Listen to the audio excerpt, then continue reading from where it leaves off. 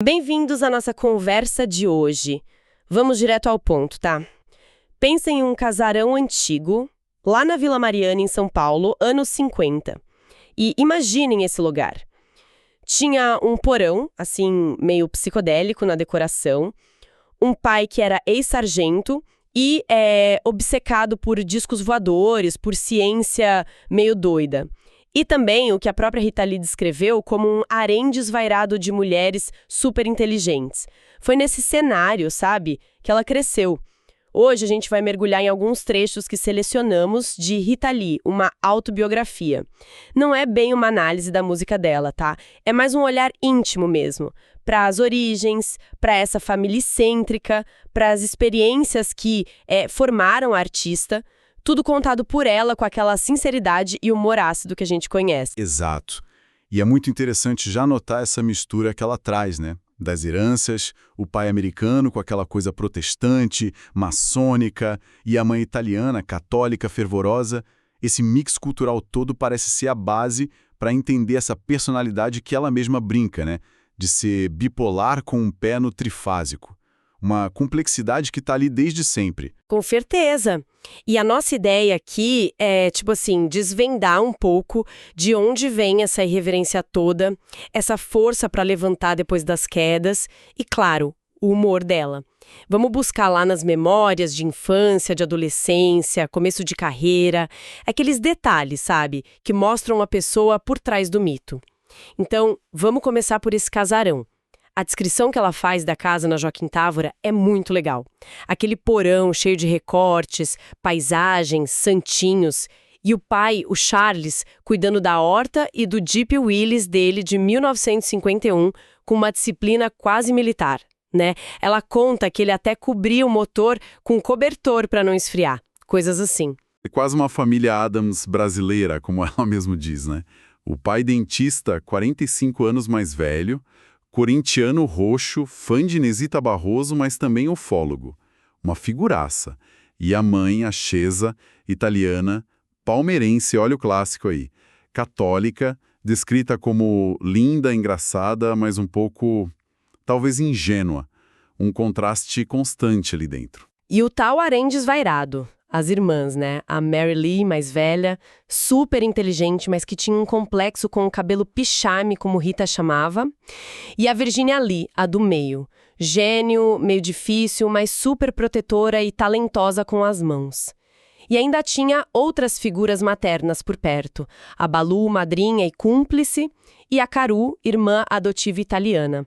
Era um núcleo feminino bem forte ali. O dia a dia devia ser uma loucura. Imagina a briga pelo banheiro único com 5 mulheres e o pai acordando de madrugada. As brincadeiras no terraço, onde ela diz ter visto um OVNI pela primeira vez, os gatos escondidos no porão para fugir do pai, e a tristeza quando o gatinho Pedrinho morreu. Pequenos dramas e alegrias que vão marcando, né? Sim, e as primeiras influências culturais chegando, né? Primeiro rádio, tocando Carmen Miranda, Emilinha, depois a TV Tupi, que foi parar no porão porque o pai não curtia muito, assistia um novela escondido, mas só até às 9 da noite, porque às 5 da manhã o pai já estava acordando todo mundo, tipo quartel mesmo. Esse ambiente todo, essa disciplina rígida do pai misturada com a cumplicidade das mulheres, as regras e as escapadas, isso vai formando a base dela, né? O contraste é a chave aqui. E falando em marcas profundas, né?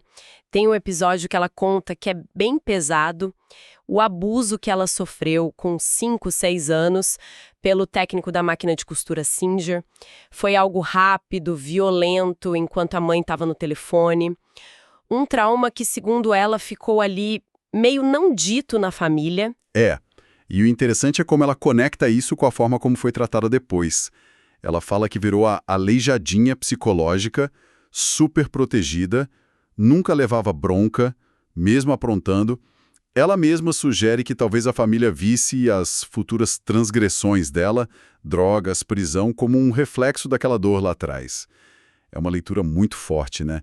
De como um trauma reverbera. E o álbum de figurinhas do Peter Pan, que ela ganhou logo depois, virou esse refúgio. Total, essa busca por refúgio e essa identidade se formando nos contrastes, isso aparece também nas lembranças das férias. No Guarujá, por exemplo, aquele glamour de longe do Gran Cassino, ver artistas famosos e ao mesmo tempo a travessura de roubar a goiaba, que acaba mal com mordida de cachorro e tudo. E em Rio Claro, outro lado, a família italiana, mais liberal, mais excêntrica. O tio Tinô, uma figura carinhosa, meio diferente, que levava ela para o cinema, cozinhava, as artes das terríveis, ela e a Virgínia. E até a morte do avô, com aquela cena bizarra do tio pintando as unhas do falecido de noite. São flashes de jeitos diferentes de lidar com a vida, com a morte, com o que é normal. Essa dualidade já estava na raiz da família, né? A história do avô paterno, Cícero Jones, é coisa de cinema mesmo. Mestiço de Cherokee com escocês, foge do Alabama depois de matar um cara, vem para o Brasil com os confederados, depois da Guerra Civil Americana, consegue um diploma de médico meio arranjado e casa com a filha do médico que ajudou ele. E o nome Lee, do pai da Rita, era homenagem ao general confederado Robert E. Lee. Que história, hein? Pois é, essa mistura toda, como ela diz, talvez explique um pouco aquela sensação dela de ser bipolar com um pé no trifásico, sabe? E as pequenas rebeldias continuavam rolando, as pegadinhas com as irmãs, e teve aquele episódio famoso das aulas de piano com a Magdalena Tagliaferro, uma pianista super renomada. Ah, sim. O medo de palco precoce. Ela foi escolhida para audição da escola, toda arrumadinha, sentou no piano e deu branco total. E a reação dela fez xixi ali mesmo no banquinho, na frente de todo mundo. A professora na hora falou stage fright. Talvez já fosse um sinal dessa relação forte e às vezes difícil que ela teria com o palco, né? Chegando na adolescência, a escola, o Liceu Pasteur, continua sendo um lugar de, digamos, indisciplina. Notas mais ou menos, expulsão de sala, fazer caricatura de professor. Mas, curiosamente, ela era boa no atletismo, ganhava medalha e tudo. Ela meio que liga essa rebeldia ao fato de ter demorado para se desenvolver fisicamente, sabe? Era a tábua da turma, tratada meio como um menino. A primeira menstruação foi quase um evento público lá. Mostra bem essa coisa de vulnerabilidade e desafio convivendo desde cedo. E é aí que a música entra com força total. Depois de umas bandinhas só de meninas, vem um encontro que mudou tudo, com os irmãos Arnaldo e Sérgio Batista. Aí nascem os Mutantes.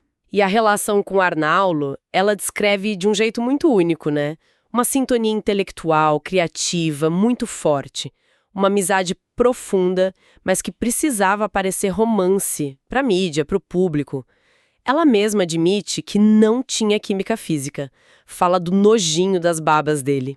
E ele chegou a confessar para ela que achava mais emocionante que uma boneca inflável. Pesado, né? Aí eles decidiram ser melhores amigos para sempre, mas mantendo a fachada de casal.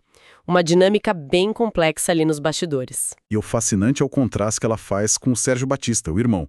O Arnaldo era a alma, o caos criativo, o Sérgio era o técnico genial na guitarra, mas para ela tinha só 5% de alma. E ela também tinha muita clareza do papel dela na banda, né? Diz que era crucial nas letras, importante nas melodias, nos arranjos e totalmente responsável pelos figurinos, que era uma marca registrada. Ela sabia o valor dela ali. E aí vem a explosão dos festivais, o encontro com a Tropicália, o convite do Gil para eles tocarem domingo no Parte, no Festival da Record em 67, foi um divisor de águas. Aquela mistura do violão do Gil com a psicodelia dos Mutantes, o arranjo do Prati. Uau! Mas junto com os aplausos, vieram as vaias também, né? A Rita sentia que eles eram meio os gringos roqueiros ali no meio da MPB da época, que ela achava muitas vezes sisuda, mas séria, engajada. O pessoal estranhava o som elétrico, o deboche deles. As alfinetadas que ela dá em algumas figuras da MPB mostram bem esse sentimento de não pertencer totalmente e a resposta irônica dela para isso. E não faltaram momentos marcantes, né? O vestido de noiva que a Leila Diniz deu e ela usou no palco, a performance caótica de É Proibido Proibir, com o Caetano levando vaia, tomate, o programa Divino Maravilhoso na TV, que a censura tirou do ar rapidinho, a primeira viagem para fora, para o Midden, na França, até uma experiência ruim com o Santo Daime, ela conta, e a criação de 2001, a partir de um poema que o Tom Zé tinha jogado fora. Só que essa montanha-russa toda teve um fim bem abrupto e doloroso para ela. a expulsão dos Mutantes. A justificativa que ela ouviu foi dura, né?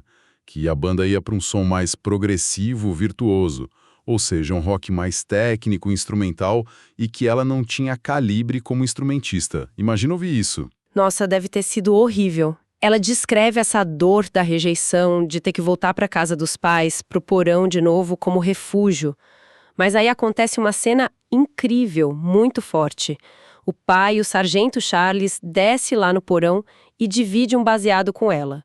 Um gesto totalmente inesperado, de cumplicidade, de aceitação, vindo justo dele.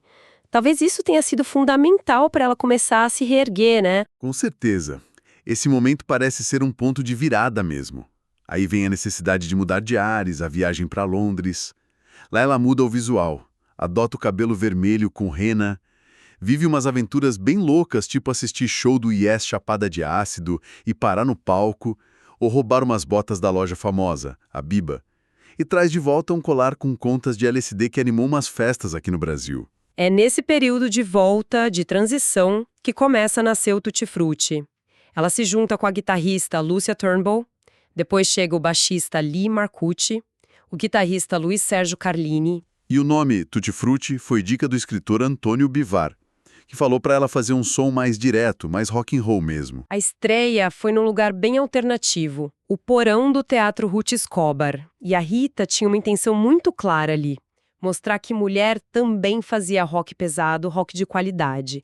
Era para desafiar o machismo da cena, né? Uma afirmação tipo, rock também se faz com útero e ovários. Mas o começo não foi fácil, não. Gravaram um disco inteiro doidão de ácido, que a gravadora, claro, rejeitou. Mas o André Midani, que era o chefão da Polygram, bancou uma segunda chance.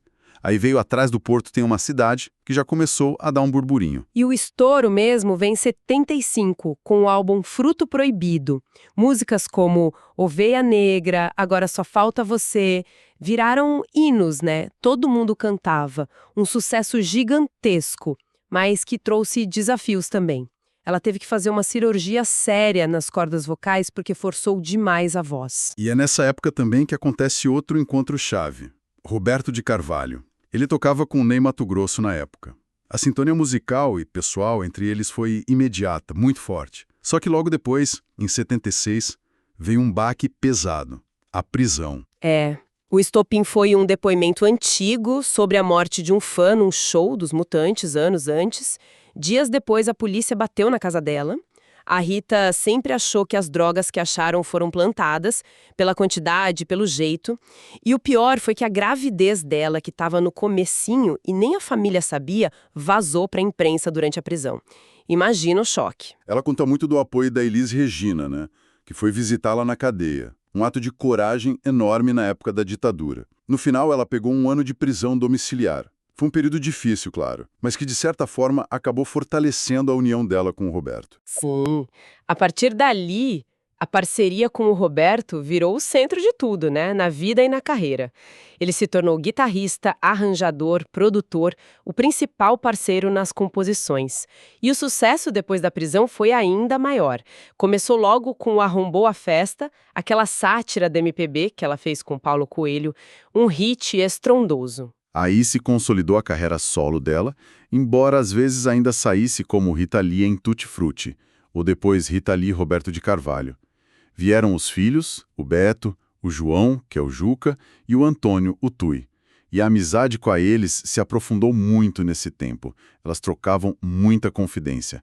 Por isso a morte da Elis tão cedo foi um golpe devastador para Rita. O final dos anos 70 e o comecinho dos 80 foram de um sucesso absurdo, né? Até internacionalmente. Lança Perfume, Saúde, venderam horrores lá fora.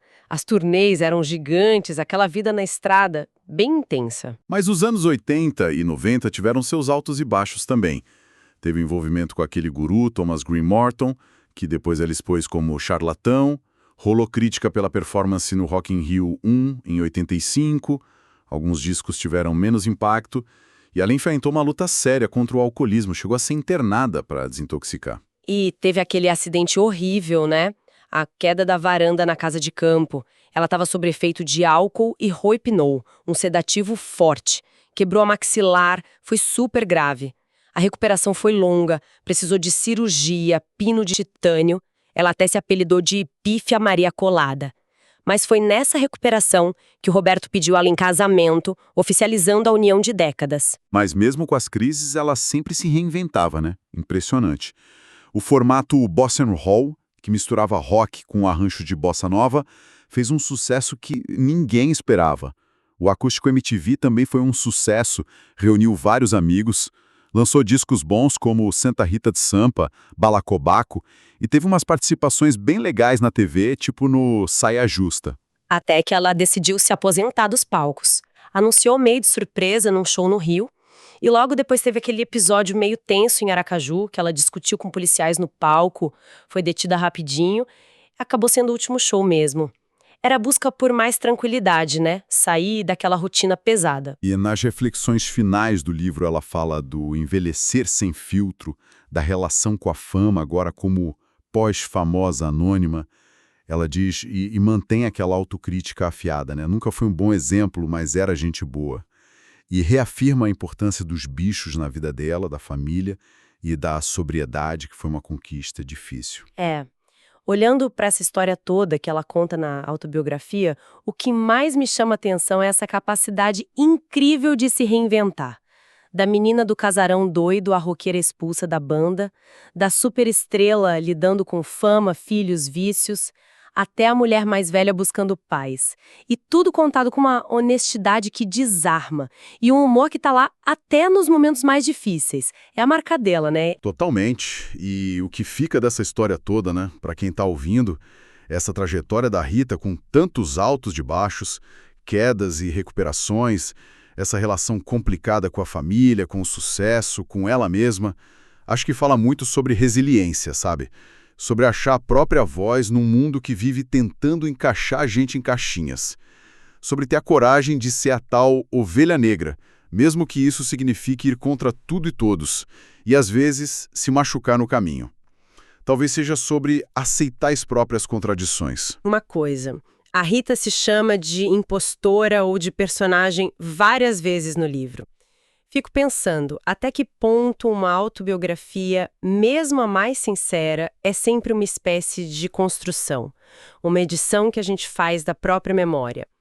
O que essa necessidade de contar a própria história, de organizar os fatos, revela sobre essa busca por sentido, por aceitação, mesmo depois de tanto tempo na estrada sob os holofotes? Fica essa pergunta no ar, né? Sobre essa linha tênue entre a memória do que a gente viveu e a história que a gente escolhe contar sobre si mesmo.